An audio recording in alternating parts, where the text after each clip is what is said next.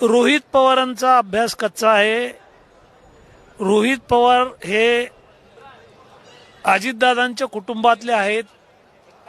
त्यांच्या भाषणात तीव्रता आहे किंवा त्यांना दुःख वेदना आहेत आणि कारवाई झाली पाहिजे अशी त्यांची मागणी आहे। मात्र आपण जे म्हणता तो एफआर करण्याच्या संदर्भात आज सभागृहात माननीय मुख्यमंत्री महोदयांनी निवेदन केलेलं आहे की या संदर्भात सीबीआयकडे चौकशीच्या संदर्भात मुख्यमंत्री महोदयांनी पत्र दिलेलं आहे। माननीय मुख्यमंत्री गृहमंत्र्यांशी बोललेले आहेत। सीआयडी चौकशी चालू आहे। वेगवेगळ्या तपास यंत्रणा चौकशी करतात। केंद्राच्या काही यंत्रणा तपास करतायत, राज्याच्या काही यंत्रणा तपास करतायत आणि सीबीआय तपास चालू आहे।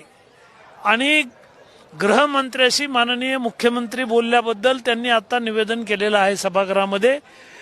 केंद्रीय गृहमंत्र्यांच्या माध्यमातून सीबीआय चौकशी सुद्धा होणार आहे। आणि राहिला प्रश्न एफआर करण्यासंदर्भात, तर हा एफआर करत असताना एकतर कायदेशीर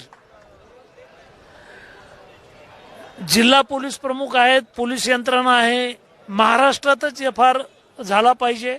आणि पोलिसांनी समजा एफआर करण्याच्या संदर्भात काही विलंब लावला किंवा काही नाराजी असेल तर माननीय न्यायालयामध्ये आपल्याला 156(3) खाली कोर्टामध्ये जाता येतं। आणि कोर्टात गेल्यानंतर कोर्टाच्या लक्षात आलं की याच्यामध्ये एफआर करणं आवश्यक आहे तर कोर्ट एफआर करण्याच्या संदर्भात आदेश देतं।